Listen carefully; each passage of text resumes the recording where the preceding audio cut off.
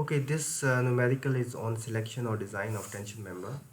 We have to select an unequal leg tension member which is 15 feet long. Dead load and live load requirements are 35 kip and 70 kip respectively. The dia of bolt is 3 by 4 inches and there are two lines of bolt. The steel is A36 and this is the side layout of the tension member. We can draw the isometric view of this tension member as well. Like first we have to draw the gusset plate, which is actually a supporting member. So gusset plate, the isometric view of gusset plate can be imagined like this. And then we have a angle. Angle is unequal leg, means one leg should be longer than another. Okay, so as it is isometric view, so I have to draw in 3D. Okay, this is angle.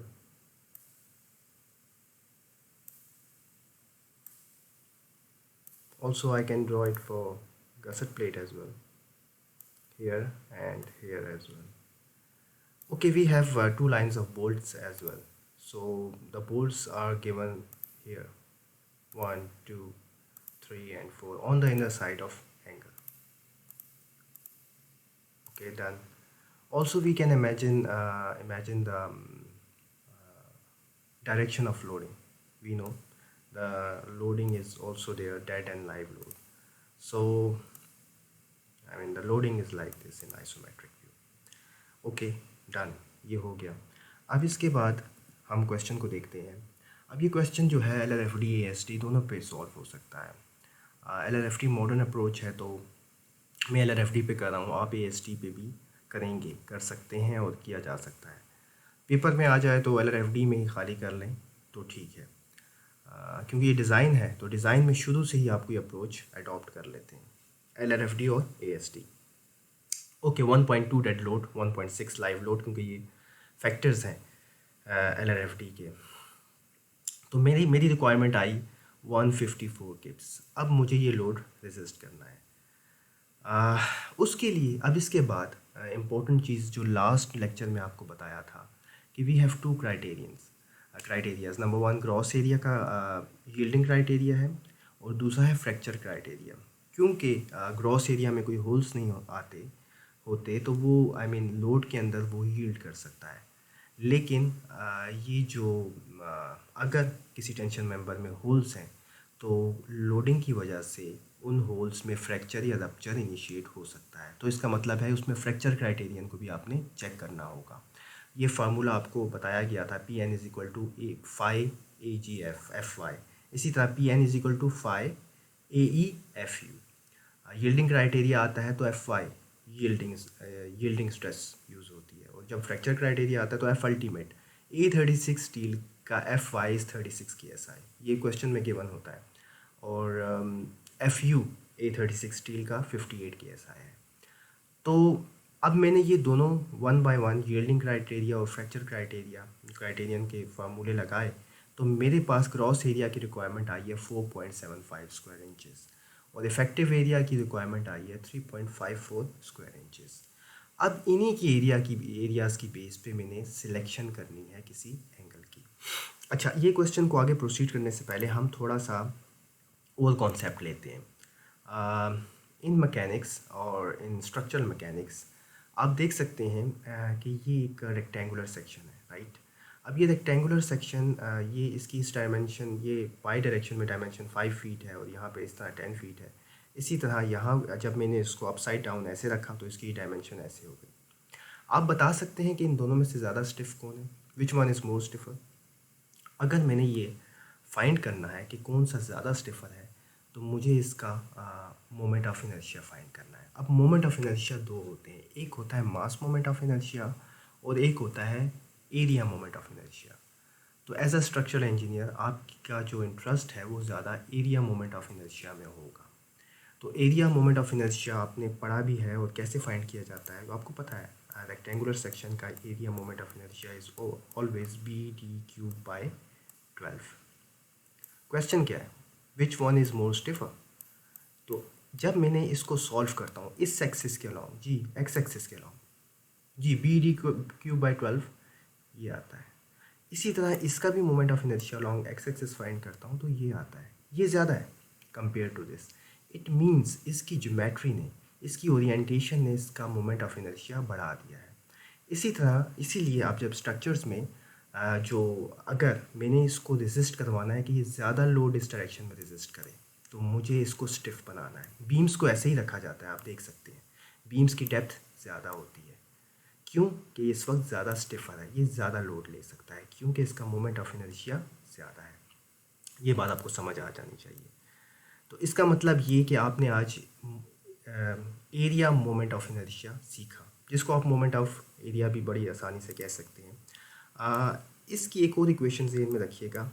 इसका मतलब ये है कि आई को एक और relation में आपको देता हूँ किसी भी शेप की, ये again area moment of inertia या मोमेंट ऑफ इनर्शिया है। I is equal to A R square. ये आर क्या है? R is radius of gyration और जाय रेडियस भी आप कह सकते हैं। इसका मतलब है अगर मैं आर की वैल्यू फाइंड करना चाहूँ तो बड़ी simply under it would be equal to under root I divided by. इस इक्वेशन से ये पता लगता है कि I is directly proportional to radius of gyration. तो अगर रेडियस ऑफ गायरेशन किसी का किसी एलिमेंट का, किसी शेप का ज़्यादा है तो उसका मोमेंट ऑफ इनर्शिया भी ज़्यादा होगा। ये बात आप समझ गए। ओके, अब मैंने जब सॉल्व किया इसको, ग्रॉस एरिया 4.75 की रिक्वायरमेंट है, इफ़ेक्टिव एरिया ये है। एक चीज़ जो इम्पोर्टेंट है वो है नेक्स्ट चेक जो है वो सिलेंडरनेस रेशो का होता है। ये जो आपके पास L/R है ये सिलेंडरनेस रेशो है। फॉर टेंशन मेंबर कोड कहता है AISC कि it should be less than 300। और R क्या है? R अगेन वो रेडियस ऑफ गायरेशन है। तो मैं इससे R की वैल्यू फाइंड कर सकता हूँ इस इक्वेशन से। और मेरे पास L गिवन है 15 फीट लॉन्ग, तो 15 इंटू 12 को मैंने कन्वर्ट कर दिया इंचेस से, डिवाइड बाई 300 किया तो मेरे पास R की वैल्यू आ गई 0.6 इंचेस।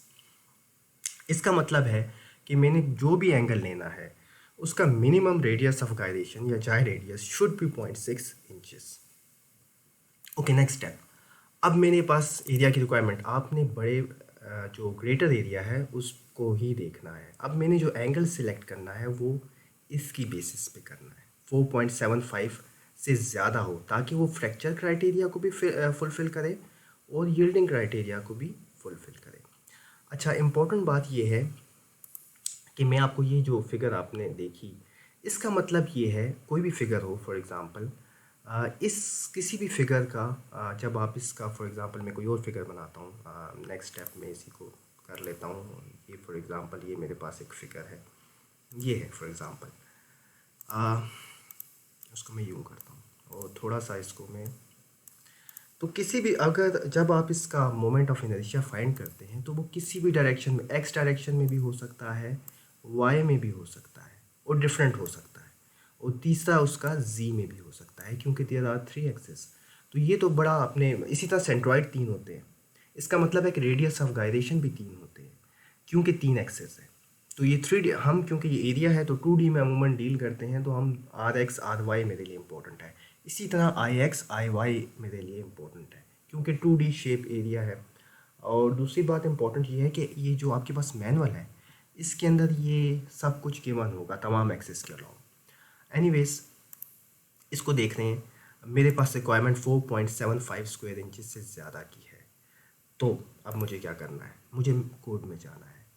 ठीक है, कोड में गया और देख लें मैंने सेलेक्ट किया है 5। अब देखें कोड में सबसे पहले एरिया गिवन है, एक्स एक्सेस के अलॉन्ग उसका मोमेंट ऑफ इनर्शिया, उसका रेडियस ऑफ गायरेशन या जाय radius, section modulus, plastic section of modulus वो भी गिवन है। यहाँ पे देखिएगा मैं नीचे जाता हूँ, वाई एक्सिस के अलॉन्ग उसकी तमाम प्रॉपर्टीज़ गिवन है, जी एक्सिस में भी गिवन है।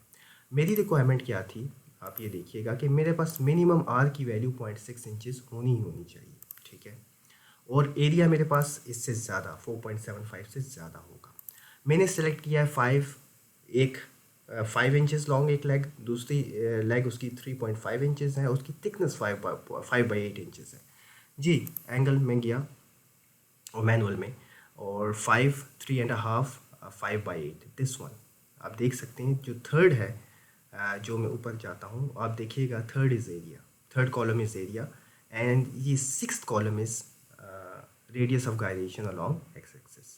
ओके, मैंने सेलेक्ट किया, ये वाला था आई थिंक जी, एरिया 4.92 और इसका रेडियस ऑफ गायरेशन कितना है 1.56, लेकिन ये एक्स एक्सिस में है, ठीक है।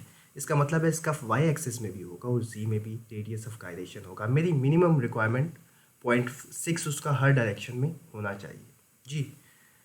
थर्ड कॉलम देखूंगा और यहाँ से मैं नाइन्थ कॉलम देखूंगा ताकि मेरे पास रेडियस ऑफ गायरेशन आए। एरिया मेरे पास आ चुका है जी, third and ninth, this one 5, 3.5, 5/8, this 0.987, okay, this one 0.746। तो हर डायमेंशन में मेरे पास हर एक्सेस में आर की जो रिक्वायरमेंट है वो फुलफिल हो रही है, तो वो कोई इशू नहीं है, मैनुअल से देख लिया मैंने। ओके, ग्रॉस एरिया आ गया, उसके मिनिमम भी ये 0.746 इंचज़ है। अगेन मैंने नेट एरिया फाइंड करना है। Net area is area gross minus area lost in holes. Gross area manual में अभी देखा है, और होल्स कितने हैं ये इम्पोर्टेंट है। अगर आप देखें, मैं इसकी शेप को इस तरह, ये है, ये वाला सेलेक्ट किया था मैंने, ये बना ड्रॉ भी किया हुआ आप लोगों के लिए, 5, 3.5, 5/8 इंचज़। अब मैंने जब इसका ग्रॉस एरिया है मेरे पास मैनुअल से, मैंने नेट एरिया फाइंड करना है। तो नेट एरिया का मतलब ये है कि मुझे कोई एक पाथ चाहिए, तो वो पाथ फॉर एग्ज़ाम्पल ये है, ये इसके अलोंग आप नेट एरिया फाइंड करेंगे जी। कितने होल्स आए हैं 2, मैंने 2 लिखा है। बोल्ट का डाया 3/4 इंचज़ है, 1/8 इंचज़ उसका अलाउंस है। इस एंगल की थिकनेस 5/8 इंचज़ है, तो अल्टीमेटली मेरे पास नेट एरिया आ गया। इसी तरह effective area is you times A net. You code कहता है, इसको शेयर लैग फैक्टर है, ये मज़ीद आगे क्वेश्चंस में आएगा जब हम यू खुद भी फाइंड कर पाएंगे। But code says if you have 4 bolts in a line you can use U as 0.8। हम इसकी 0.8 वैल्यू ले सकते हैं। यहाँ पे मैंने यू की वैल्यू 0.8 डाली है और मेरे पास इफेक्टिव एरिया आया है 3.07 स्क्वायर इंचज़। आप देख सकते हैं मेरी रिक्वायरमेंट क्या थी। मेरी रिक्वायरमेंट यहाँ पे देखिएगा, इफेक्टिव एरिया कितना होना चाहिए 3.54।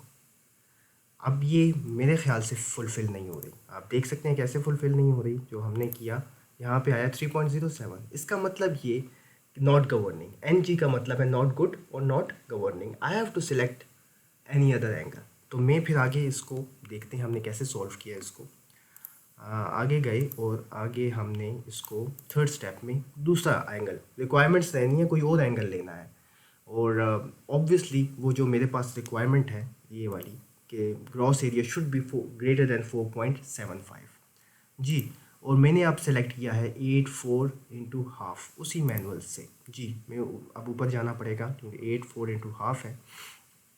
इसी तरह आप उसके तीनों डायरेक्शन में उसका अपने रेडियस ऑफ गायरेशन भी चेक कर लेंगे, वो डेफिनेटली सेटिस्फाई हुआ है जी। ऊपर आप देखिएगा third column is area, so 8 4 into half gives us 5.75 almost, क्योंकि थोड़ा सा पुराना मैनुअल है, ठीक है, मेरी रिक्वायरमेंट पूरी करता है। 5.8 स्क्वायर इंचज़ है जी। Gross area minus area lost in holes, मैं उधर ही जाऊँगा पुरानी फिगर में, लेकिन अब मैंने जो सेलेक्ट किया है वो ये है 8 4 इंटू हाफ। वही नेट एरिया फाइंड करने के लिए मुझे ये नेट एरिया इस gross area minus area lost in holes. आपको पता है इसका ग्रॉस एरिया अभी आपने देखा है 5.8 है। 2 होल्स आए हैं तो 2 आया।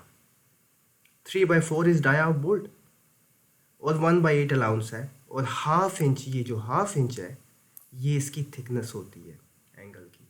तो मेरे पास नेट एरिया 4.925 स्क्वायर इंचज़ आया। इसी तरह मैंने effective area U A net के फार्मूला से फाइंड किया। यू क्योंकि जब भी 4 बोल्ट्स आ जाए एक लाइन में तो कोड से टेक यू एज 0.8। मेरे पास ए इफेक्टिव 3.94 आया। रिक्वायर्ड क्या था 3.54 से ज़्यादा। ओके, इसका मतलब ये है कि ये जो एंगल है, ये जो हमने सिलेक्शन किया वो गवर्न करता है और ओके है। देख लीजिएगा effective area 3.54, gross area 4.75 square inches. ये इसी तरह जो मैंने वहाँ पे अभी आपको वाइट बोर्ड पे दिखाया है, मैंने यहाँ पे भी इसी तरह सॉल्व किया हुआ है। बड़ा आसानी से आप देख सकते हैं कि ये कैसे आया है। इसी तरह ये भी हमने सेलेक्ट किया और फाइनली ये मेरे पास गवर्न किया है और ये हो गया। अच्छा, अगर आप मैनुअल से डरते हैं तो क्यों ना, आप इस एक्सेल शीट भी आपको गिवन है, एक्सेल शीट के अंदर हम जाकर बड़े तरीके से कोई भी एंगल और शेप वगैरह सेलेक्ट कर सकते हैं। अगर फॉर एग्ज़ाम्पल ये सारी डब्ल्यू शेप्स हैं, ठीक है, तो अब मैं यहाँ पे जाकर इसको फ़िल्टर भी कर सकता हूँ। फ़िल्टर में चला जाऊँ, मैं इसे फ़िल्टर करना चाहता हूँ, तो यहाँ पे मैं सारी शेप्स को अनचेक कर लूँगा और सिंपल मुझे जो शेप चाहिए वो क्या चाहिए, इस वक्त एंगल चाहिए, तो मैं एल मुझे कहीं पे मिल जाए, एल एल एल,